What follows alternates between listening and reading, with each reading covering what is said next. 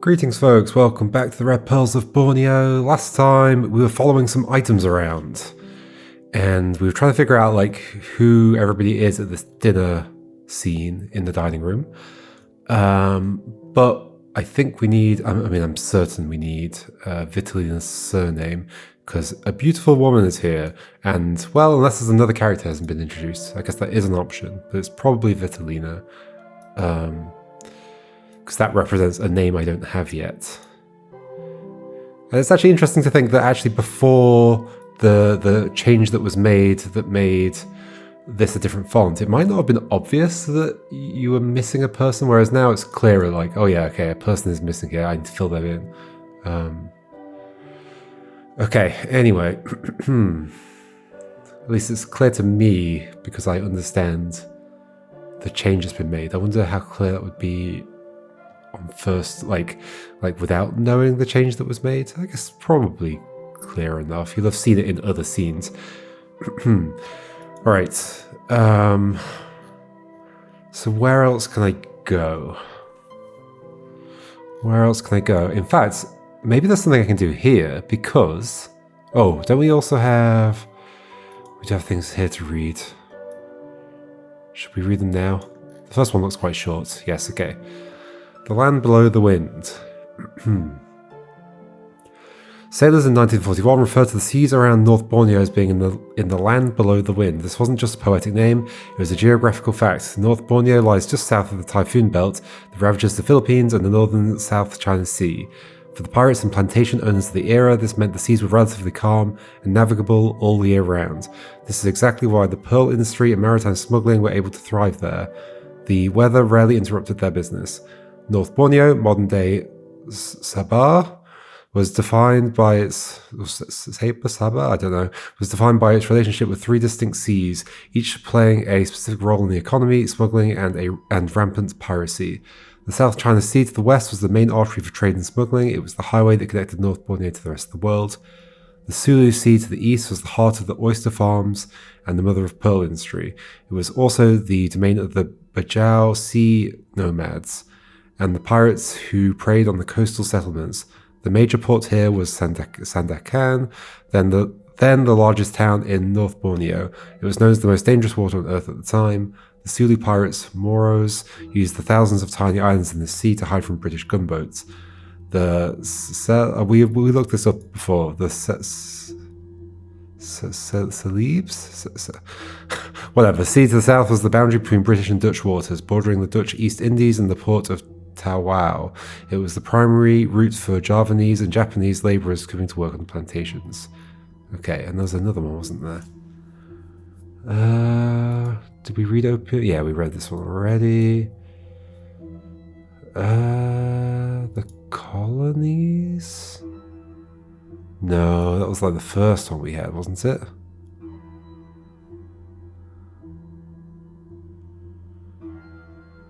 Yeah. British standards, pearls. Maybe we only had one new one. I guess there's only one. We got a document, didn't we? Oh yeah, it was that. Okay. Anyway, the thing I was just thinking is like, so you've taken that. We don't know who it belongs to, but the opium pipe is still here. So can I do this? No. Curious. Wonder why. Like, even if there's like nothing happening in that scene, it'd be nice to know that the opium pipe was still there. Wait, what's going on here? Why can't I scroll again? I can't scroll again.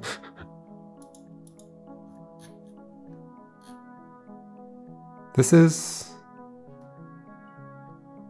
Wait, what's happened to the other person's... text? We have the full thing?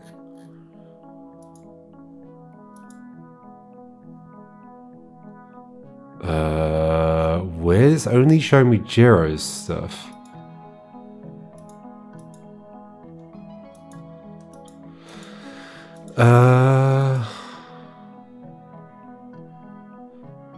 So that was the study. Oh, yeah, now it's back. I think I found a bug. I don't know what the cause was, but I mean, it's on video, so it might help with reproducing the bug. Okay, so I can't go here and just do the opium pipe.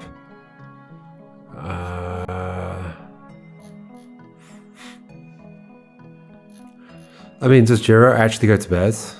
Maybe he does. So in which case, can I do... not guest house, workers' quarters, Jiro? Nothing happened at this hour. Oh, okay. So I guess he didn't go there. And I haven't associated the bottle with anybody yet. The vial. The lighter has been, the biohazard sample has been. Okay, it says 4, that's why I was kind of looking at this one. But...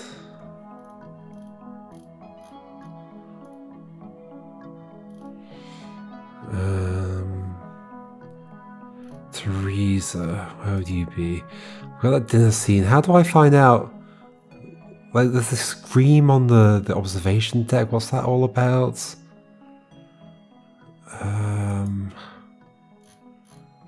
Yeah, where do I go next?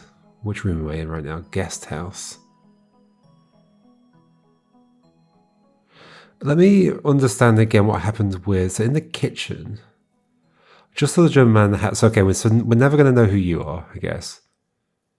Voice calls out from the window. I just saw the German man in the hat by the jungle entrance. You told me to let you know. Thank you. I'll go meet him in the usual spot. Can you take over? Then these need to go to Mrs. McIntyre in the veranda. So you... What do I know about where you went next? I click on that.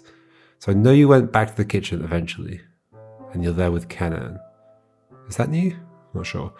So I need to find out where you were. Some kind of meeting spot. But I assume not the... There's that clubhouse. No, you weren't there. We don't know anything about the croquet lawn. I mean, there was the scream from the observation deck. Let me see that again. Boathouse.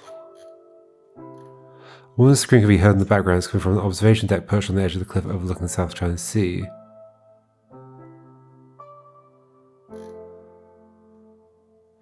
But then, Canon's still here. I'll go find her. So there's no indication of who that is, so I don't want to guess. And then the jungle entrance, you're here. Use the tools to loosen the wire defense post, leaving the mesh loose but visually intact. He tests the concealment, nodding with satisfaction. Oh, I'm just realizing, okay, so when I first read this, I believed you were on the outside of the fence. Emerges from the jungle path. I mean, that makes more sense. Given that the jungle appears to be here. So you are on the outside. He pauses at the edge of the clearing, scanning the grounds nervously. So he's like setting up the fence so that somebody else can come in, right? Perhaps for whatever like ambush is happening later on. Tests the concealment, nodding with satisfaction. It looks undisturbed, but a firm push would open a man-sized gap. Tests the bottle under his arm, hurries off, disappearing towards a distant cove. But you'll meet it. That's not a location I can click. But apparently you're like meeting... What's her face there? And so yeah, I think it makes sense that you are help because she's got something to do with the ambush or whatever that's happening later. And so he's helping somewhere, and so they're meeting. And whoever she was talking to in the kitchen, I guess she sort of, they sort of know what's going on as well, to some degree. Like it's possible that on the observation deck it's her and him, but it would be a guess right now. Are there any? Are there any? I mean, is there an element of like, what what's it called? Process of elimination. Like if I go to this thing, that time. So there's 4 people. I don't know where they were. Can I backtrack? Actually, maybe I can use this to. Where were? So you haven't been assigned until when were you assigned? Then where were you before that? Enters the library. We don't know.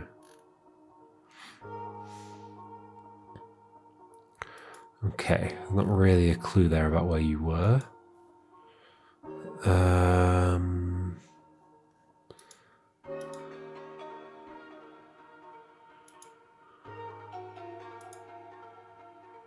there any of the others I can figure out? So at that time we don't know where you were, Rose. I don't think this is helping much.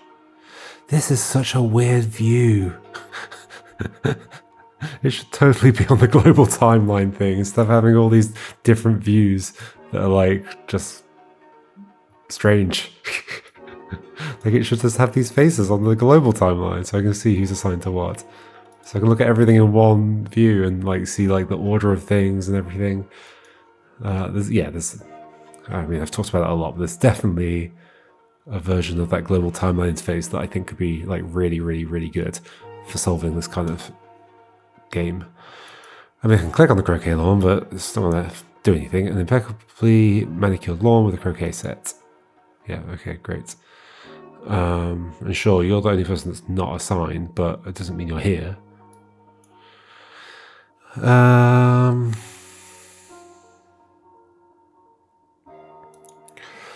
Okay, where else do I get clues from?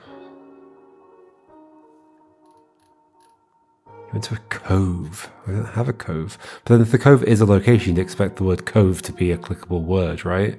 So maybe you went to a cove and then went somewhere else? But otherwise I don't really have much more than that. This apparently leads to 2 other things.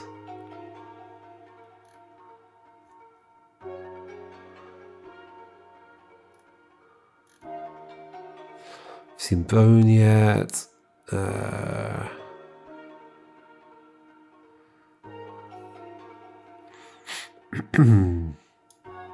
is Rose? Actually, a new friend said she was going to go up on the balcony to greet Rose after she finishes her phone call. Well, that'll presumably be the lawyer. By balcony, does balcony mean observation deck? Is it you two here? No. It must be another location then, right? You're apparently somewhere. The balcony. I don't have a balcony. But it's also not clickable. Like it's a kind of balcony. Yeah, I'm not sure what's meant by that. It's clearly meant to be a clue to something. Actually, a new friend said she was going up on the balcony to greet Rose after she... Well, okay. Is she having a phone call now? Are they at the observation deck in the next one? Yes. So I guess they do mean this is the balcony? Would you call that a like I said it as a joke, like it's kind of a balcony, but I meant it as like it's not really a balcony. Like a balcony is something like this but on a building. Not an observation deck. You wouldn't call it a balcony, right?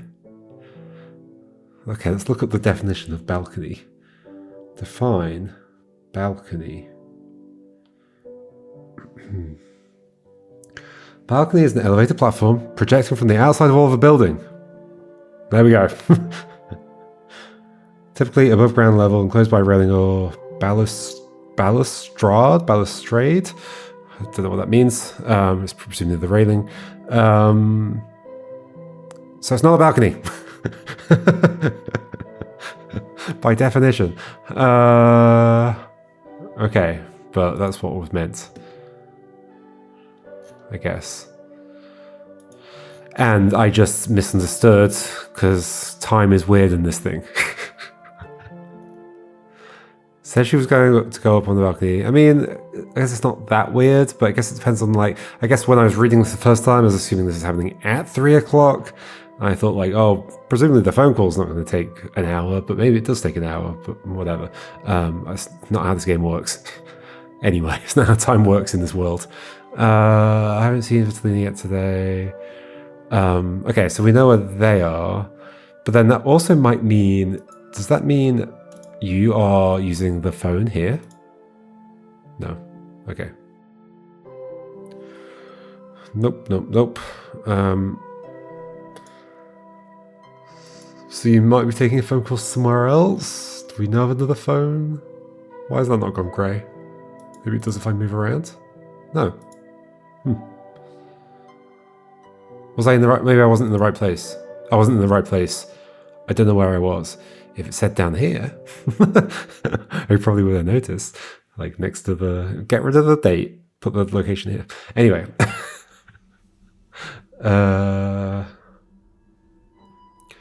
Okay, so now I've got 2 scenes with you. Alright, Cynthia Seville stands by the rotary telephone waiting for the operator to connect. Cynthia Seville, yes, hello. District office, this is Miss Seville representing the firm of Sterling and Cooper. Is this a... Well, wait, so... Was Sterling Cooper like a real thing? But this is also like in Mad Men, there's Sterling Cooper... Something. Sterling Cooper. What comes up if I search for that? Well, there are people called that. Oh, look at that. Now I get links to Mad Men. I wonder if this is a Mad Men reference, or is there a real organization? Because like Mad Men also had references to like real organizations in it as well. Because then it was like...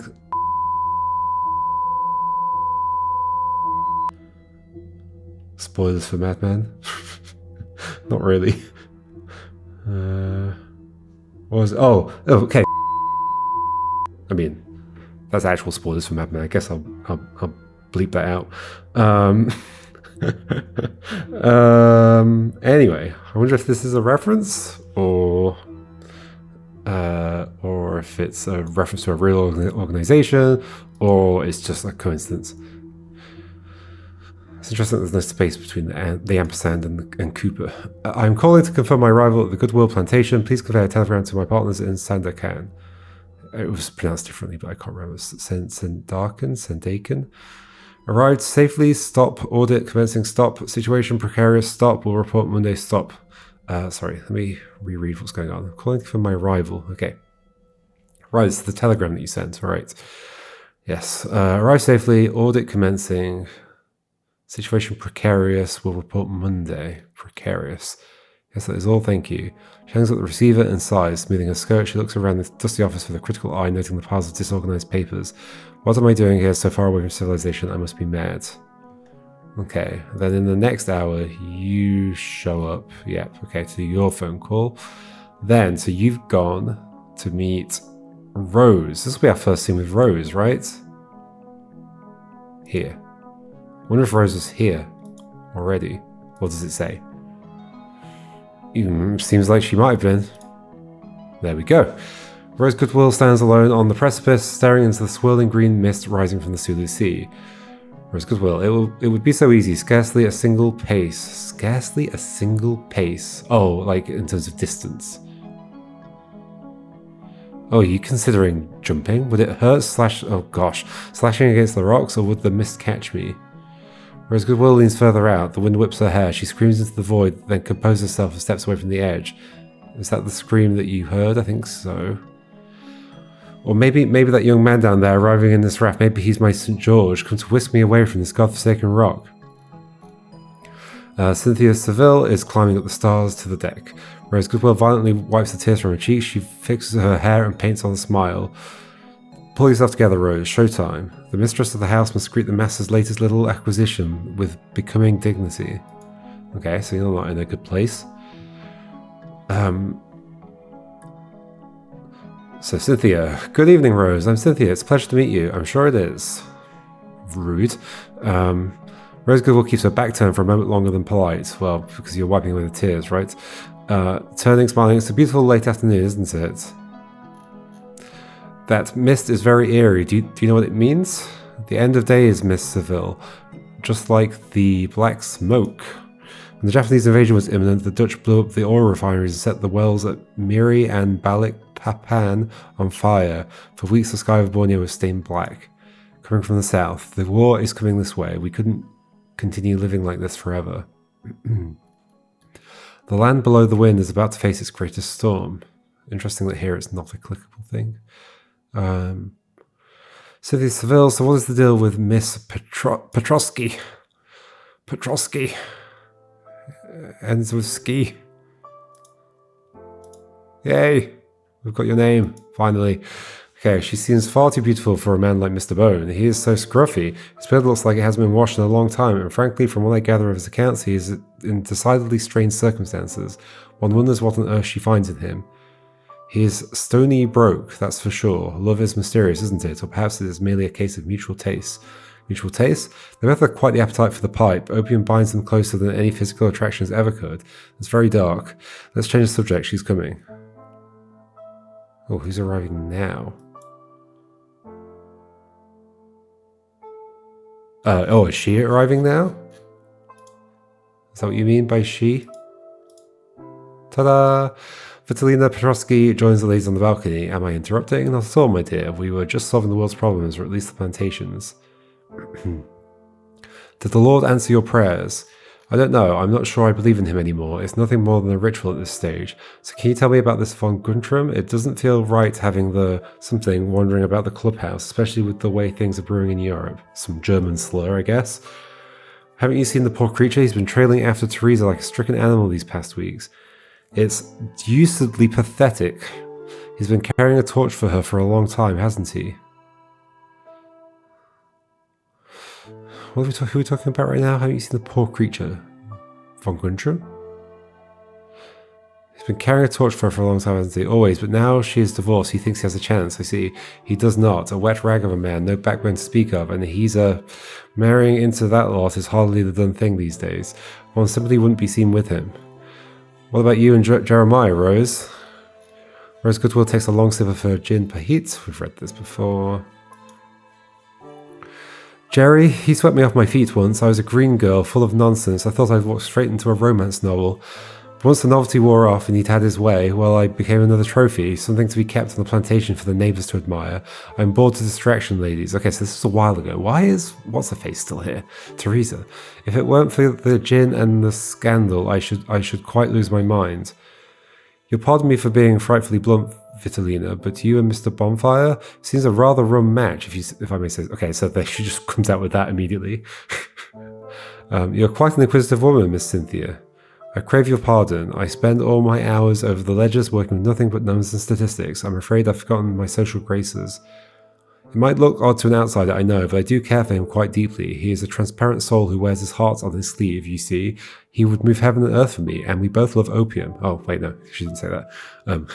Even despite his habits, the pipe is a hard master, Vitalina. The pipe is the only thing that dulls the ache. Those great war wounds, they never truly mend. They haunt a man. But I have connections in Shanghai. I can source proper pharmaceuticals, medical grade. I'm making arrangements to have them shipped down to the islands. I merely have a certain obligation to fulfill for a gentleman here first. Okay, what's that obligation? Connections in Shanghai? Are you a Bolshevik agent, Vitalina? Is it Bolshevik? I'm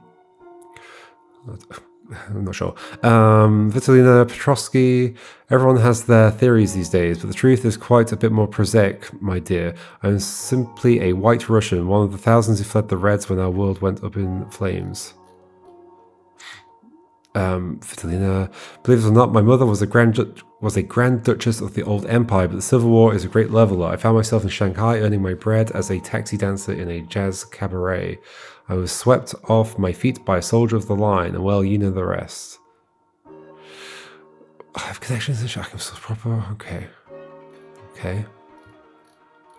Well, this has been illuminating, but I must excuse myself. I have some ledgers to put in order in the library before my meeting with Jeremiah later. Okay, well that leads to the library, but I guess I got that one already.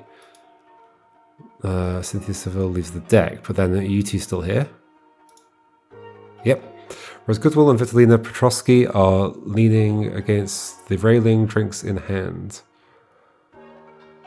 Vitalina Petrosky, you're getting yourself in a frightful state, Rose. Little Miss Seville is merely a business resource to Jeremiah. She's not a bad person. She seems civil enough. I don't give a fig about her resources and how she is. Look at her. She's a lady solicitor, darling. Her profession demands she be both commanding and decorative. Do you find her fetching? Is she younger than me? I can't tell. Her skin is so tight. You're a stunner, Rose. Jerry chose you. Did he, or was I simply the only young white woman within 50 miles of this godforsaken jungle? A deafening roar tears through the air. The crystal tumbler in Rose Goodwill's hand slips and smashes upon the floorboards. Good heavens, what was that? Oh, it's the explosion. The smoke coming from the clubhouse. Quickly, they bolt towards the veranda. Okay, so that's those two showing up at the veranda. Okay, we can add up a bunch of stuff now, can't we? So it's these four, right? There we go. Loon Goodwill and Teresa McIntyre are joined by Rose Goodwill and Vitalina Petrosky, who run in from the observation deck. Mama, what was that report? Is it them? Are they upon us?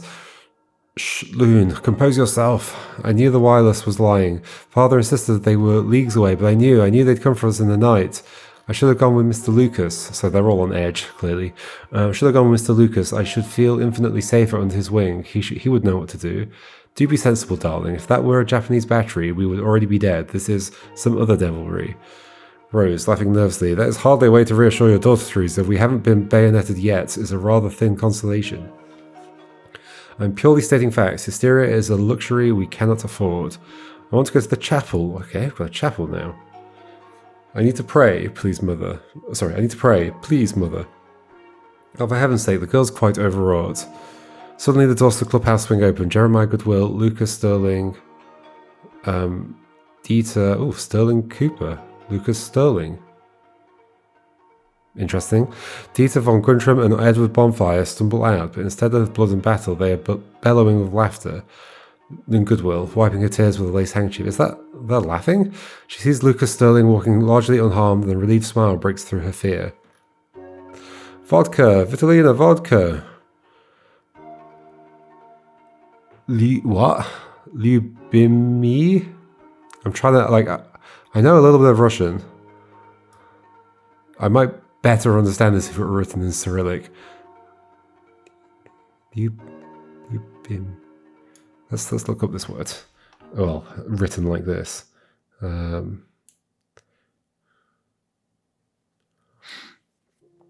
Right. No, okay. Russian adjective means beloved darling, dear. Okay. To be honest, I've forgotten most of the Russian that I did know. Because what is love by itself? It is something. I can't remember. Anyway, you Mappies, you glorious fool. I'm just reading the Cyrillic. It is Liu. Yeah, me. There's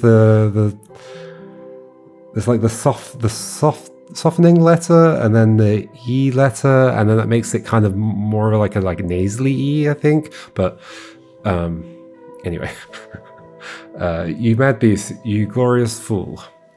Vitalina Petrosky runs towards Edward Bonfire, throwing her arms around him as he offers her the glass. It doesn't have a tiny amount in it. For you, my heart, fresh from the fire. The group coalesces, tensions melting into relief and joy as they move towards the dining room. Okay. So all of them together going towards the dining room. So we might be able to do that now. Probably can. So all of those people, you, and you, is all we know. If the others are there, then... I mean, I don't know about that yet. I think... Okay, let's find out before guessing. So, Kenan, you were here at the guest house. No, not the guest house. At the clubhouse. Different kind of house. I shall return to my rounds, shall I? So he's not going to the dining room yet. And then... So Jiro was invited to dinner. How do I go where I want to go? Who was the other person? Asia, what were you up to? I guess I can click on you in here. 7. We don't know. You were at the workers' quarters. I think it's unlikely you're coming to that. I think this is probably the set. Yay, it was the set. Okay, I think we'll leave this till next time. This will be a big discussion since like everybody's here. Indeed. Okay, cool. So this first bit's like mostly getting filled out. There's still the gap of like where are Asia and the German in this like 4 o'clock, 5 o'clock period. It might just be 4 o'clock actually. I would love it if it would be so nice if there was there's the view here where you could see like who was on which one, but then also see if you could like flip to the per person view and you could just see like where their gaps are. That would be so nice. It'd be the perfect interface for this game. I think the developer is working on another game, either a sequel to this or another game of this type, and so if they're thinking about like interface, that's it. Like this should be the main thing. And the whole concept of there being a hard mode which gets rid of this, that's silly. The hard, I mean, I don't think there should be a hard mode, but like you don't make things hard by getting rid of like nice interface. Like puzzles should be hard because like the deductions you're going to make it hard, not because like it's a pain in the ass to like use the game, like interact with the game. Anyway, at least that's my philosophy. Okay, cool. I'll see you next time, and we'll read this dining room scene, which pretty much everybody's at except who was it? It was Asia and who was the other person? Oh, Canan. Yeah. Okay. Cool. They're probably up to something as well at the same time, but maybe independently. Anyway, see you next time, folks, and we'll read this stuff. Goodbye.